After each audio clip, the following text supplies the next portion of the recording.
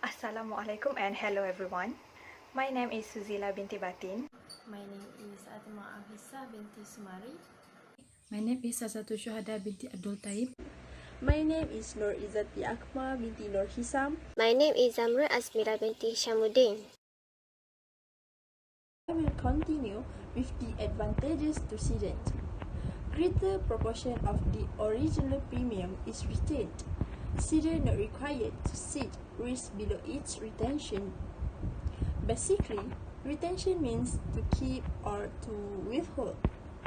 Retention as applied to reinsurance is the amount of risk that the reinsured, which is cedant, is willing to pay out of its own account for any policy, risk, or group of risks.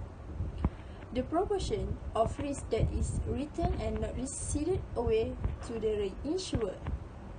Second point is, by varying retention limits, cedant can retain a larger amount to good risk and smaller amount for bad risk.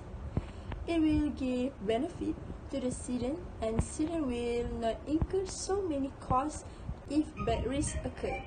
That's all from me. Thank you. Moving to the next advantage of surplus treaty, which is the cedant retained portfolio remain homogeneous as the cedant retain fixed monetary limits. The ceding insurer retain liability to specific amount that called line, and the insurer only participate in retain risk. Because of the fixed monetary limit, it make it easy to predict future claims. The last but not least for this advantage is higher treaty limits will give the cedant higher automatic capacity to freely accept the risk within the limits. Unlike quota share, surplus treaty can accept more risk with higher treaty limits. So, I will continue the presentation with the disadvantages of surplus treaty. The first point is surplus treaty comparatively will have more administrative work, especially in the initial work. This is because in the beginning stage of assessing the risk, the insurance company have to set the actual amount of the risk. So this situation involves many administration work that have to be done by the staff of the insurance company.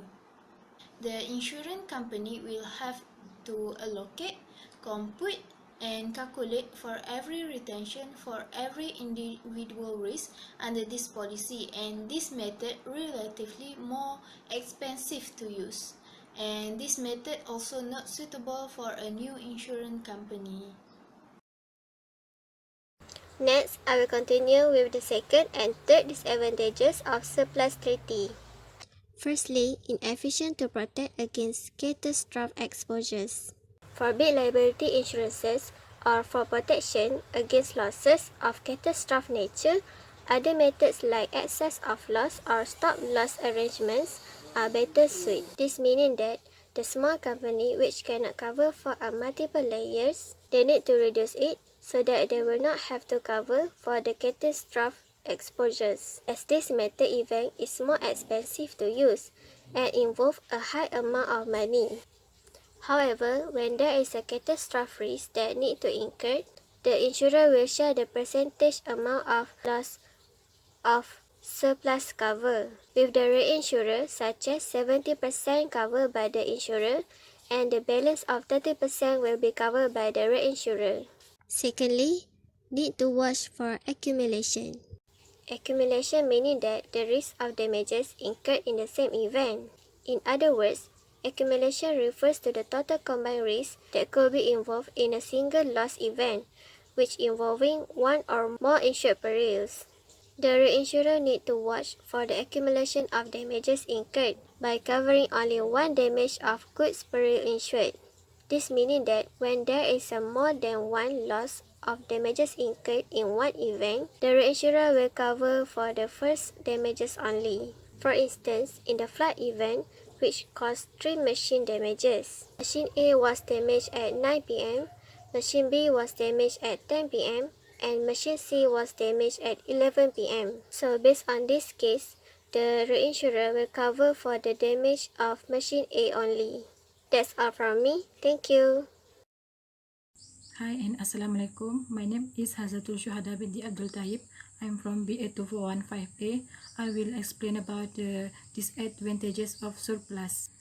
Surplus treaty is a type of professional treaty in which the policies covered are those whose amount of insurance exceeds a stipulated monetary amount of line or retention. When the amount of insurance exceeds the line, the insurer assumes the surplus share the amount of insurance. The disadvantages of surplus is tendency to make mistake in calculation of caution.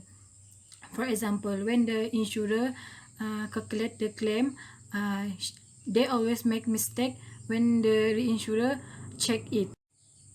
The last disadvantages of surplus is lower reinsurance commission due to anti-selection due to poor underwriting result. For example, when the insurer do the underwriting, they always have a poor underwriting. It will affect the reinsurer because they will get the lower commission because of it. Thank you.